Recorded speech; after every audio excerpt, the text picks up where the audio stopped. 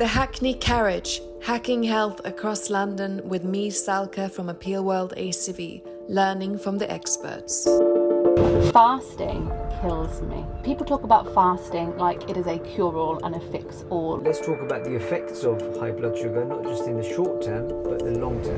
It's really empowering when you feel the difference. The field of medicine is moving beyond prescription patterns, it's becoming more intuitive, it's becoming holistic. It feels like there's some symptoms that are really common.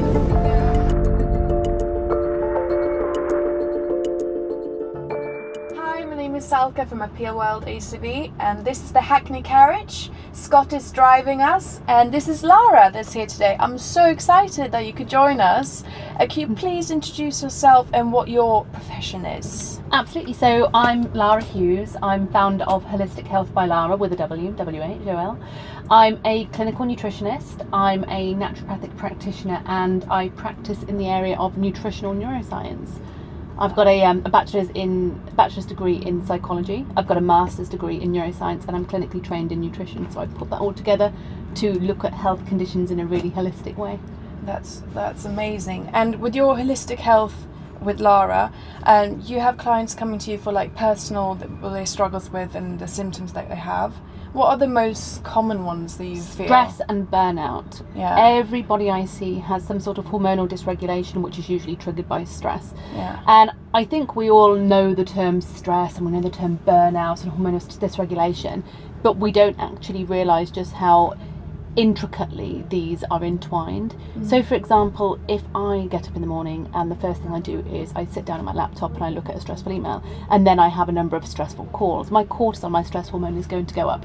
When my cortisol goes up, my insulin also goes up. Insulin helps to get sugar from your bloodstream into your cells to help you use it, but it's also a fat burning hormone. Okay. So this is just a bit of a sneak peek at how just your cortisol going up from a morning email can actually lead to fat storing activity and then hormonal dysregulation from there downwards.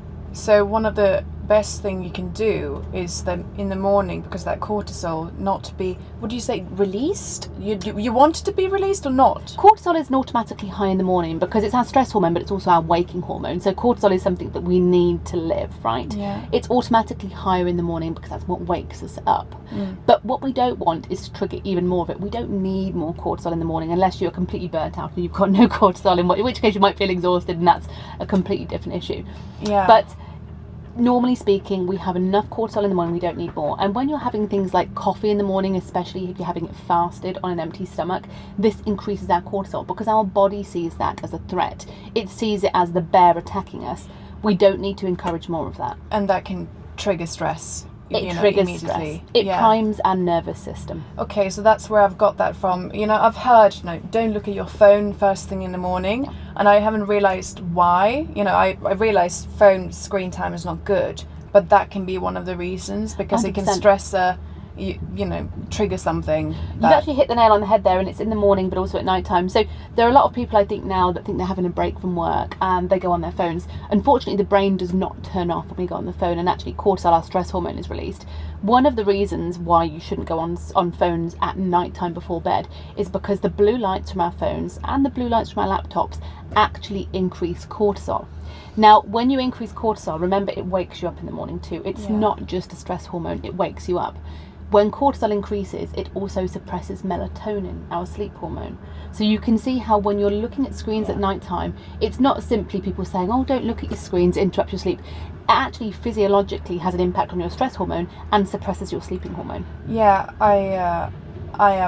I do that. I do look at my phone before going to bed. You wouldn't be alone, so many people No, do. and I'm going to try not to do it. Do you look at your phone? No. You put it away used at to. a certain time, or? I used to look at my phone at night time, doom scrolling, I think, especially with all the social media, and I think, the life we live, it's content creation. It's so bad because it's quite addictive. It's incredibly addictive. It's designed to be addictive. But what I do in the evening is I actually spend more time on Duolingo learning things like Spanish these days than on social media, which inherently stresses me out. But I actually don't really use my phone after 8 o'clock at night, and I instead do things like breath work, or I listen to music. I listen to binaural beats, for example, things that really help get me into a bedtime ritual to help increase the release of melatonin, my sleep hormone, and decrease those things like cortisol. Well, that's good. Well, I hope if you're listening to this right now that it's not early morning or late at night. No, I mean, being intentional maybe is the right way of when you want to use social media, and actually having some boundaries of when you're watching it. So you're not just doing it, what's it called, aimlessly? Aimlessly, but I think doom scrolling, aimlessly using social media, aimlessly using the phone. We're so addicted to the phones now because they were designed that way. Everything from the ping to looking through the different colours, they're designed to increase our dopamine, right? Now, dopamine is our reward neurotransmitter. It's associated with addictions, addictive behaviours. Yeah. And the issue with that is we genuinely are addicted to our phones, to screens. And the amount of times I sit on the tube or I walk past people and you've got 5 people in the park the other day, 5 friends sat in a row next to each other, what looked like from behind having a lovely conversation and picnic. You actually walk around them, they're all on their phones. I know, I find that really sad. And yeah, we're in a very disconnected community. Yeah, and we're not, I find that very sad when we're walking past people, we're not looking into each other's eyes, we're on the tube, like we're all staring down on these, we're creatures of habit. Yeah. So I think if we make a conscious decision, I'm really gonna try not to look at my phone before bed, maybe not even have it in the same room. That's what I'm gonna do. I highly suggest it. But sleep is one of the most important things that we can do to protect our brain, to protect our mental health, and for longevity. Yeah, we need at least 8 hours sleep a night, really. But it's not just about the amount of sleep we have; it's about the quality of sleep we have. Yeah, I mean, I can sleep 9 hours. Like this last night, I think I slept 9 hours, but I was still tired when I woke up. And a lot of people experience that. Yeah. If you feel exhausted or tired still when you wake up, it's normal to feel a little bit groggy. But if you're feeling really tired or exhausted, then that is potentially a sign that you're either not getting good quality sleep, there's potentially something wrong there, like maybe sleep apnea, you're not getting enough oxygen in, that you're being kept up by something else, or that perhaps you might be struggling with stress and burnout, because when you're burnt out, no matter how much good quality sleep you get, you will feel exhausted in the morning. Yeah. Sleep apnea, is that what is that? Sleep apnea you find it commonly in middle-aged men who are slightly overweight, but actually anybody can get it. And it's really where you don't get enough oxygen in when you sleep, so you keep waking up, so you never really go into those deep cycles. So you often associate it with snorers, people who are trying to get air in and they're not really quite getting enough oxygen in, so the body wakes them up. The issue is all of these micro waking times when you're sleeping, all of these micro wakes are actually disturbing your sleep completely, stopping you from going into those deep and restorative cycles. So no matter how long you sleep, if you have sleep apnea, if you're not getting enough oxygen in, then you'll feel exhausted in the morning, which is actually one reason why it's really good to sleep with your window a crack open, just to help with the oxygen circulation. And I do that every single night, and if I don't, I notice it in the morning. Yeah, no, that's so important, the air quality, isn't it? They're having a little bit of a breeze coming through. 100%. And these are all simple things, and I think everybody wants like a very sexy green pill that's nobody's ever heard of before, carnivore diet or potato diet or something like that. And there's like a starch water diet now, but actually it's these simple things which make a world of difference. Yeah. Get in sleep right, sleep with your window open, encourage the oxygen to come on in, don't look at your phones before bed, be mindful of cortisol, be mindful of your body, wake up in the morning and think, how do I feel today? Actually, is it right for me to have a coffee this morning because I've woken up and I feel slightly stressed? Listen to your body. And in this society, we are so disconnected from each other and also disconnected from our bodies. Yeah, I am learning now, and it's actually a really empowering journey, what we can do to feel better. And that, as you said, it's not every morning is the same. I used to do maybe intermittent fasting, but that didn't work every single morning, because if my sleep was bad, my stress would be even worse if I did intermittent fasting. Well, I can't speak, but so it's important to listen and to see, what can I do today to help so glad ourselves. you said that. Fasting kills me. Yeah. And people talk about fasting like it is a cure-all and a fix-all, and it's the biggest myth out there. I was going to ask you what health myths that you hate. And There's another one. There's another one too, but fasting is one of them. So I think people cling on to fasting because it's a bit like one of these radical diets, right? Oh my goodness, if I fast, you're skipping a meal and putting a trendy word on it and Yeah. calling it fasting. If I fast, then suddenly my cognition's going to be better, I'm going to lose weight. Actually, fasting can be really dangerous, especially for women. Intermittent fasting, 3 days a week, is what gets you maximum results, the best results. Not every single day, not 5 days a week, not 7 days a week, 3 days a week, but only for certain people. Yeah. It absolutely does. Slightly under eating does increase telomere length, which is a marker of longevity and good brain health Okay. and optimal performance as you age, optimal aging.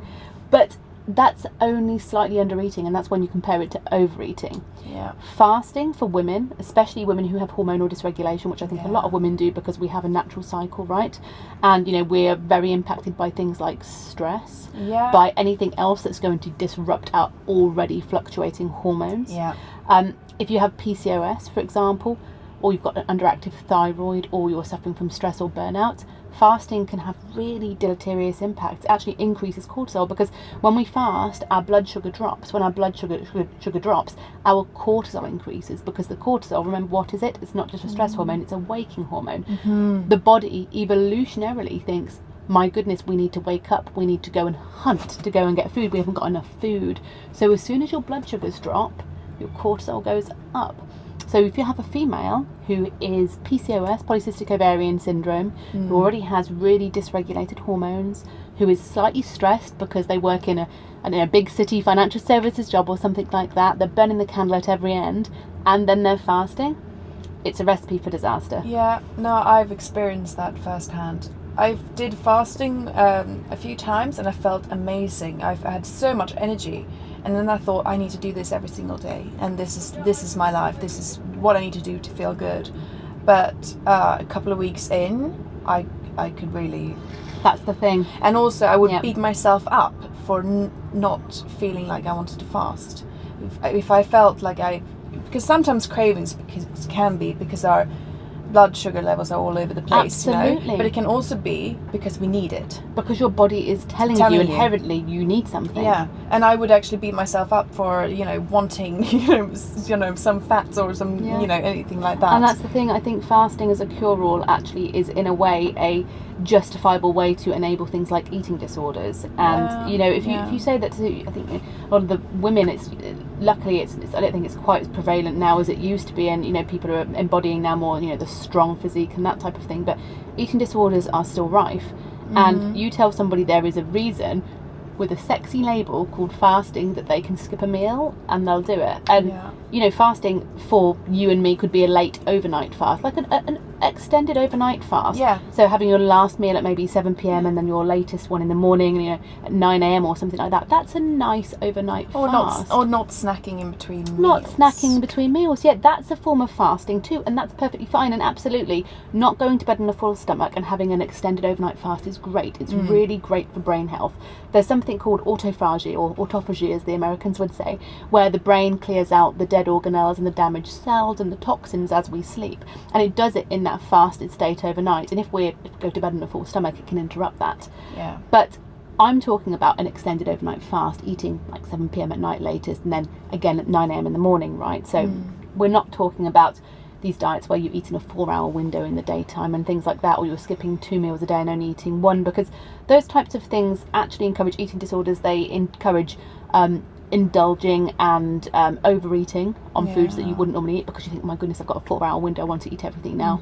They dysregulate hormones, they encourage cravings, and it's not to say that it's inherently bad, it's just don't label it as a cure-all, because it's certainly not that, and it needs to be used very carefully. Well, I think it's just about listening to your body. Like sometimes you might feel like I want to fast, I want to do like a detoxification something, but it could be 1 day or 2 days, but it doesn't have to be a lifestyle. A short tool to use, Yeah. maybe once a month or once every other month if you're doing it for a couple of days, like a juice fast or even a water fast. That's fine every now and again, but every day we're not meant to fast. Yeah, And no, 3 days a week. It's max. not my thing.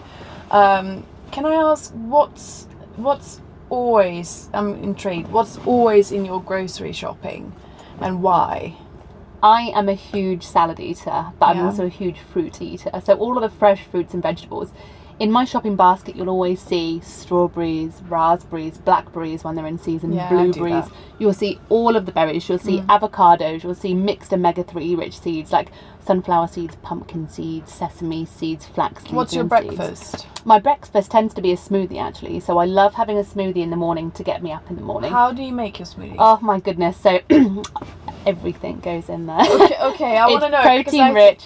Yes, protein and fats. Because first thing in the I morning. used to do smoothies that didn't have protein in it. Oh, and no. Massive blood sugar spike. Yeah. Well, you've got those, lots of smoothies out there that Yeah. they sell in all sorts of cafes. I won't mention any brands, but there are some particularly bad ones out there that are Yeah. just high in sugar because Yeah. it's just fruits. And a lot of them you think it's an actual smoothie, but actually what they've done is put like concentrated grape juice in there and blended a strawberry with it or something Yeah. like that. It's terrible. Yeah. But no, I have protein in there. I use vegan protein because it tends to have a better impact on the body than whey, which can actually cause bloating and a lot of inflammation. Yeah. So I use Form Nutrition, or I use Vega protein, or sometimes Raw Sport, which are all beautiful. Yeah, I use Will Powders. There's a bone broth. The bone broth. Yeah, that's Okay. really good.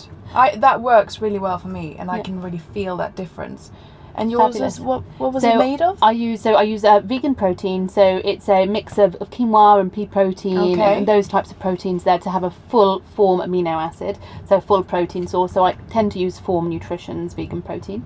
I put chlorella and spirulina in there to help detoxify heavy metals, because living in London, the water and all the pollution we're breathing in, to be quite honest, we're full of toxins, Yeah. even if we eat organic. Yeah, I see my husband. He's just downing a lot of chlorella, so I'm just Yeah. All yeah. the time. So I put it in my morning smoothie, and I mean, it's full of amino acids, and they're so good for you as well.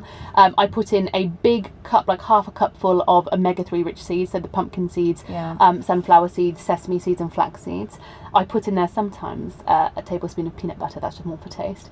I put in there a big scoop of collagen powder. I use Corexco's collagen powder. Yeah. I use coconut milk because I just love coconut milk. I use frozen spinach, balls of frozen spinach, because then you don't have to worry about the spinach going off. Yeah, and but frozen fruit. I also heard about frozen spinach that it's it has more. What's it called? I mean, because It has more nutrients in because it's basically it's frozen straight away. Yeah. And I mean, how many of us think that we're going on a health kick and we buy bags of spinach and the next day it's all slimy? It's a bit like avocados, right? Yeah. Like they're not ripe and then they're suddenly ripe and then it's over.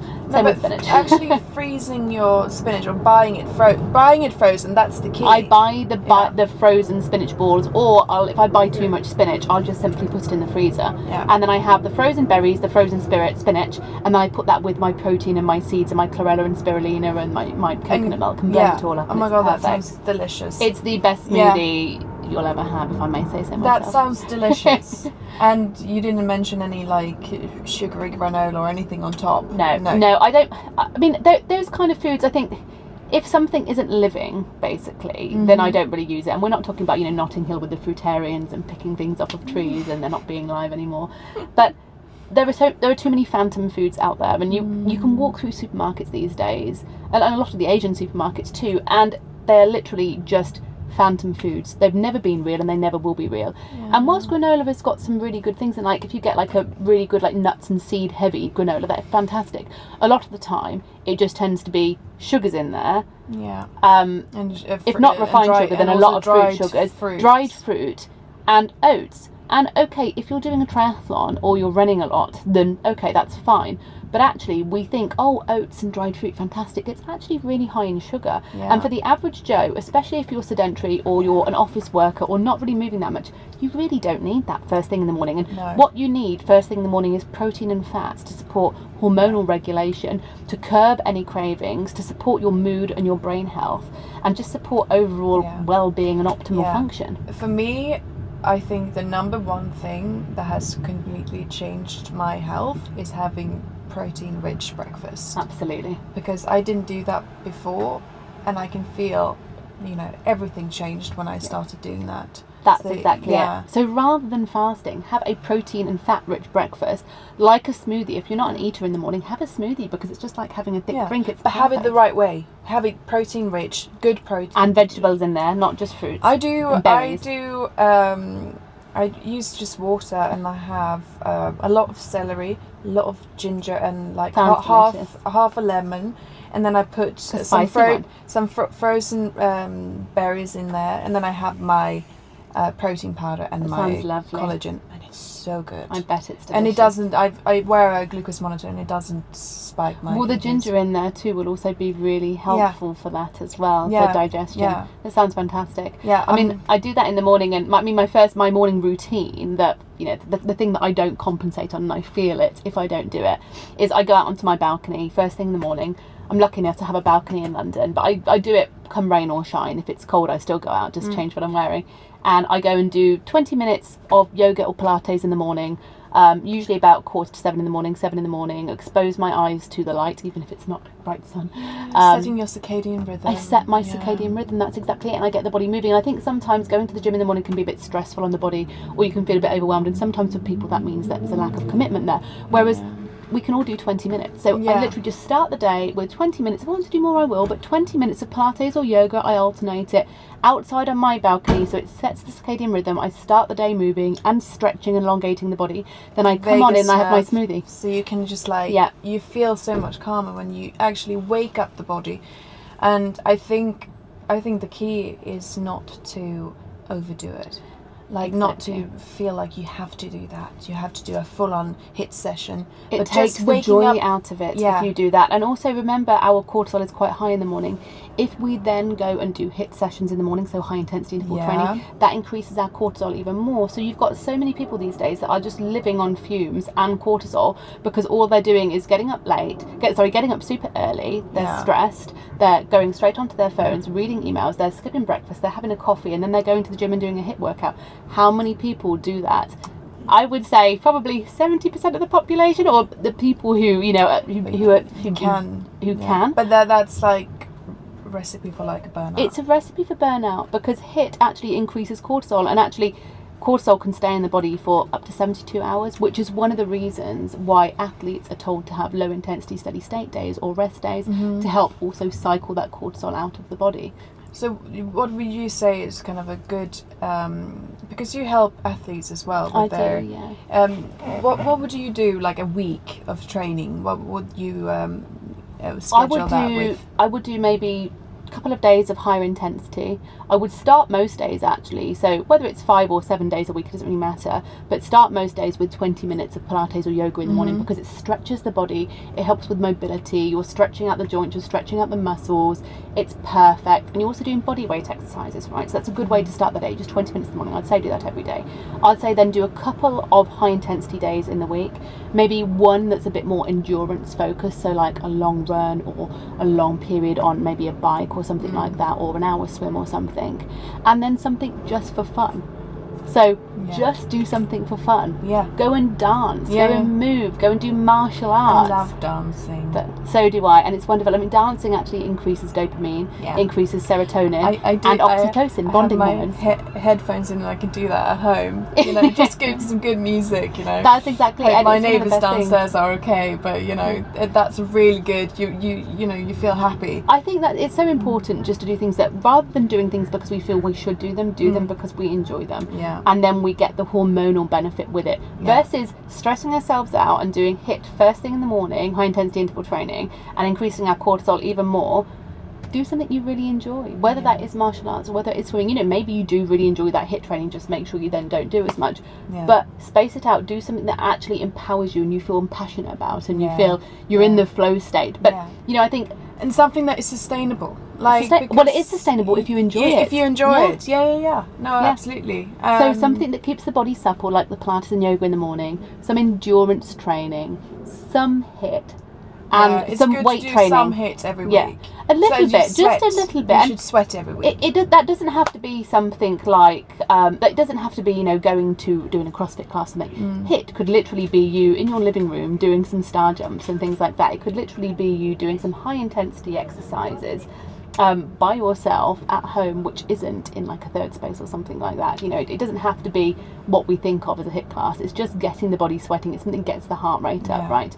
But I would also say strength training, because strength training and keeping muscular endurance is going to enhance our longevity as we get older. Bone density. Bone density, it protects us, because if we don't have the muscular strength to support our bones, as we get older, our bones will hurt more and more, we'll get more and more joint problems. Having the muscular endurance to take some of that weight from our bones will support us into a healthy older age. And I don't know whether you know much about the blue zones and the centenarians. No, tell me. So the blue zones are the areas in the world that have got the highest rate of centenarians, so people over 100 years old. And there's a few things they have in common, but a lot of these regions had in common movement. But movements, they were sitting on the floor a lot of the day. So a lot of like in Okinawa or in the Japanese cultures, sitting on the floor. And you've got 100-year-olds sitting on the floor and getting up all the time. Anytime they need to move, they're getting up and they're getting down. They're doing squats all day, basically. And you've got people in places in Sardinia who live in very steep, like roads, really like I want to say like, you know, not 50% inclines, but, you know, very steep inclines. Yeah. And they're climbing up the village. That's like doing, you know, like stairs every single day. And you have to mobilise the core. So these cultures are inherently, without going to the gym or anything, they're getting up and down all the time. They're doing these squats. I heard that squats are one of the best they are, things to do. and crouching. Yeah. You know, at the crouch, how you see children in a crouch position. It's so good for our subtlety. Oh, do you mean when you sit on the floor? When you rather than sitting on the floor, sitting in a crouch position, and you see a lot of cultures in Asia just sat in a crouch because that is a comfortable position. But we tighten up in the Western culture because we're used to sitting on chairs, whereas in a lot of the other non-Western Eastern cultures, they still crouch, and that flexibility, being able to do that, is longevity enhancing. Aside from things like community and purpose and enjoying life and having connections, social connections, and the enjoyment side of things and the nutrition. This is all inherent. Of course. Oh, that's very fascinating. Yeah, squatting is good. It is. Can I ask you, I think you mentioned with sleep, but I also, if you can name 3 non-negotiables you do every day. So my morning yoga and Pilates, whichever one I want to do. Sometimes I combine them both. My morning smoothie, and another non-negotiable really is taking me time. And that sounds boring, but beforehand I used to roll out of bed and I'd get onto my phone and look at my emails, and I would start the day doing that. Whereas now I do me first, and my mental health is so much better for it. So I'd start with Pilates or yoga. While I'm doing that, I'm doing breath work, right? So I do it properly and I concentrate on my breath work as I'm doing it. I then have my smoothie and I take time for me. So I sit on my balcony, I'll have my decaf coffee, I have a decaf with some cordyceps in there and some collagen, and I'll sit there and I'll just take some time for me before I deal with the world. And that space gives me mental clarity, and it gives me emotional space to then be able to support everybody else that I might need to support in the day. Yeah, that's like nailing the first part of the day for you, and then you can take on the world. Otherwise I feel like my energy isn't grounded, and I feel like it really disturbs my emotional and hormonal state for the rest of the day if I don't do those things. And it's not to say that I can do that every day. You know, sometimes there are days where, you know, I don't know, for example, I've just been going through IVF and egg collection. I had to go and have an egg collection yesterday, and I had to get up at 6 in the morning. I did 10 minutes of yoga in the morning on the balcony. I didn't do my full 20 minutes, but I did 10 minutes of that. Didn't have my smoothie because I wasn't allowed, and I went for it, and that was fine, and my day was okay, but I missed it. Even though of course 10 you minutes miss it, left, but really also like it. if you miss it for several days, then you can feel your mental health going down. That's how I feel with my non-negotiables. It's a cumulative, and good night's sleep. I desperately need a good night's sleep.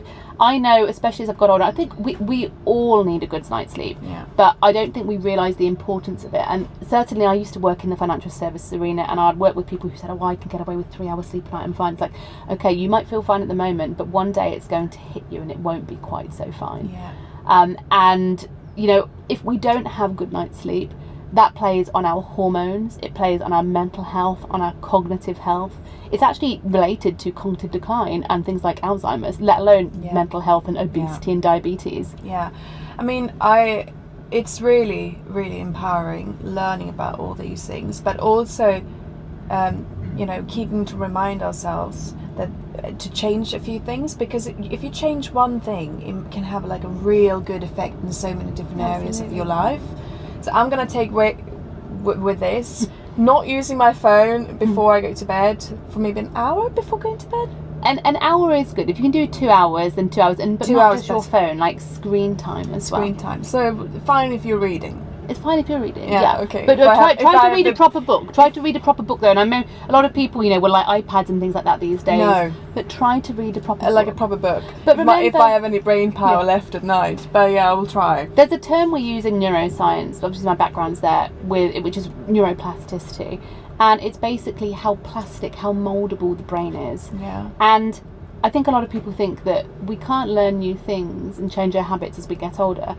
And it's true, it becomes more difficult, but we can change our habits our whole life. When you're younger, we're born with lots of neurons and lots of neural connections, and we prune them back like pruning a bonsai, right? We've got so many connections to learn new things. That's why it's so easy to learn when we're younger. And as we get older, we don't quite have as many neural connections, but we can still create them. Yeah. We still have neural plasticity, and we have that lifelong. We can still learn new things, we can still be creative, we can still change our habits, Yeah. we can still develop new ways of thinking and acting and Well, being. that's encouraging, you know, that it's not over. It's not over. You can do it. Yeah. Oh, thank you. You are This is so welcome. insightful. I could talk with you forever. This is really exciting. We've only scratched the surface. Yeah. There are so many more things we can run through. I've just trained in neurofeedback, which is a way of manipulating brain waves and looking at our brain states and our brain waves and what brain wavelengths we're in. I'm so fascinated. It's all fascinating. The body, mind, like everything. It's so, you know, amazing. And also when you get to know yourself and you Absolutely. can, you know, find what works for you, because, you know, what works for someone might be completely, 100%. you know, wrong for me. And that's why personalised nutrition and personalised, it's not just nutrition one I practice, it's nutrition and lifestyle and supplements. It's basically whole life coaching. Yeah. But it's so important to have a personalised approach, because as you said, what works for you might not work for me. Yeah.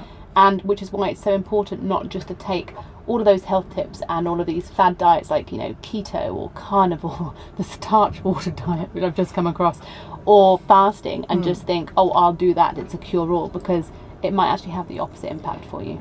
Yeah. I'm getting into my. I'm interested in doing like DNA test. Have you heard about that? DNA tests are quite good to look at what your predispositions are and what you are able to do, what your body maybe has a weakness for, predisposition for. But I think intolerance testing is also quite important, So not just allergy testing. How do you do that? You can go and get like blood tests done for allergy and intolerance testing, and I suggest everybody gets one done, because you may not have an allergy like celiacs, but you could be very intolerant to things, and your immune system can react very differently to certain things. Like I was working with a client recently who, for all intents and purposes, I would have had him on avocados and blueberries and all the good fats. He was actually really intolerant to avocados, to the point that it wasn't an allergy, but the response rate, because there were a few different responses going on, was almost stronger than allergic response to avocados. So goodness knows, I'm very glad I learnt that. Oh well, yeah. God. But those things are quite good. And you can also have tests which are saliva tests, which look at your cortisol to see whether you've got burnout or adrenal fatigue or you're on the way. And you can do urinary tests too, to look at your hormones and how you're metabolising those hormones. So you can get I'm a really do good all picture. the tests. All I'm of just them. going to hack my health and just to see what I can do. But also, I mean, it's great to have this data, but we also don't necessarily need it. I think sometimes you just listen to the body. Yeah, that's the thing. But the more you learn, the more you get in tune with yourself. Yeah. I want to see which one of these that you like to try. You can try all of them, but so these are our apple cider vinegar drinks, and they're created to minimize glucose spikes, so you have them before you eat, and also to boost digestion. So Sounds this delicious. one is cinnamon, clove and vanilla.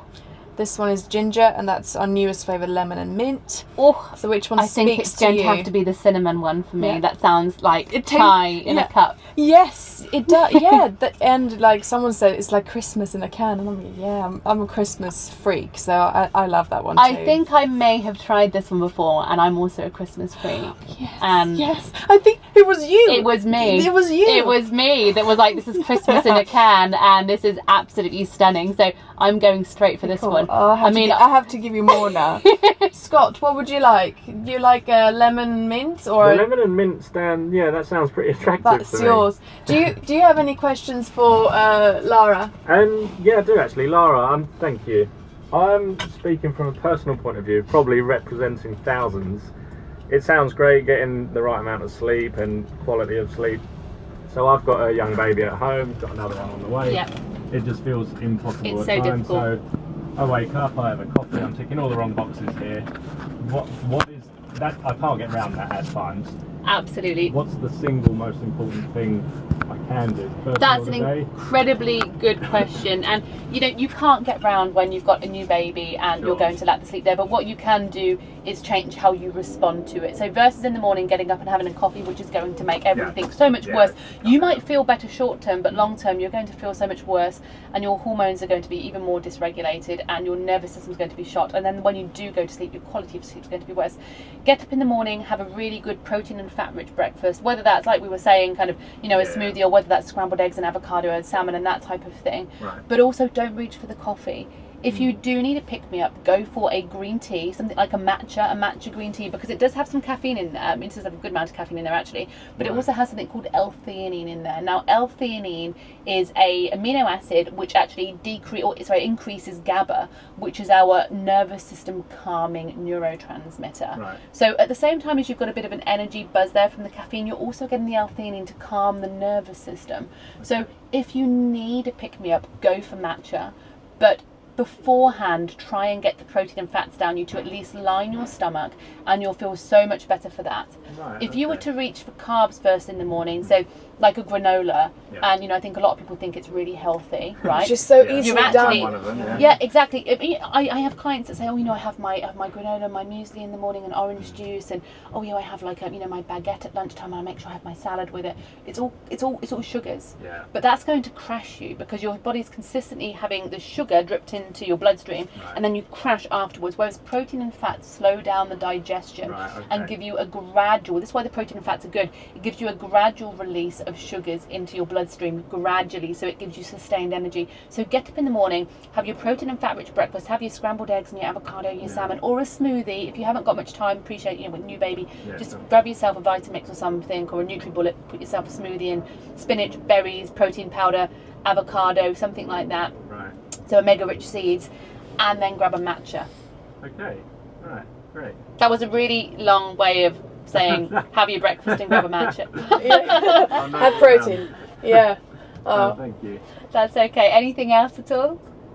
No, it's some of it sounds easier said than done, but speaking from a personal point of view, but It's easier said than done, I think, at the beginning, but it's probably routine. It is, it really is, and that sounds so cliche, right? But neuroscience actually tells us it can take 21 days to form a habit, and if you can get through those 21 days, if you can get through that, that's the hard part. That's the hard part, and then it becomes innate, it becomes normal. And a lot of my clients actually at the beginning, they're having to check their plans every day, they're checking everything, and they're thinking, oh my goodness, I've got to do this every day.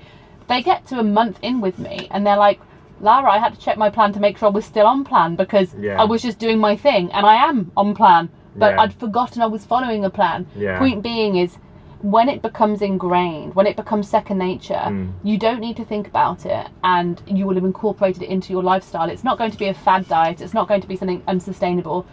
You want to make a long-lasting change to your life.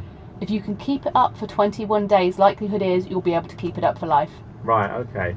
And you touched on spending me time. Me personally, that's when I walk the dog, and that's quite a nice thing to do. It takes an hour. So you're saying to the normal average Joe, go out and find something to get you away from the stresses of life? Yes, but put your phone down, because remember what I said about people pick their phone up and they think, oh, I'm on break from work, I'm going to be on my phone. That actually keeps the brain engaged in lots of different things, and it's another stress in our body. Put the phones away, walk the dog. For me, my meditation is active. I do martial arts. Martial arts for me is an active meditation, because when you are doing that, you can't think about anything else. You have to be super engaged in it. You have to be focused in the present. And that not only is it good for my body, but it's really good for my mental state too. So taking you time doesn't have to be just sat there meditating and doing breathing exercises, which is also great. It can be walking the dog. It could be an active meditation like a martial art. It could be going to the gym if you wanted. It could be you reading a book. It could be you engaging in a hobby that nobody else in your family is interested in. I don't know. Let's talk about, like the pruning the bonsai bush, for example. There's a few options out there. There are. Okay, great. Wow, this is really cool. Thank you, Scott, for driving us to Laura's place in Canary Wharf. It's really nice to get to another hook of London. Well, cheers, and thank you so much. Cheers indeed. Lovely to spend some time with you, and thank you very much for the great questions. No, thank you. First guest on HACKney Carriage. Absolutely, very exciting. Cool. Delicious. Christmas really is in a can here.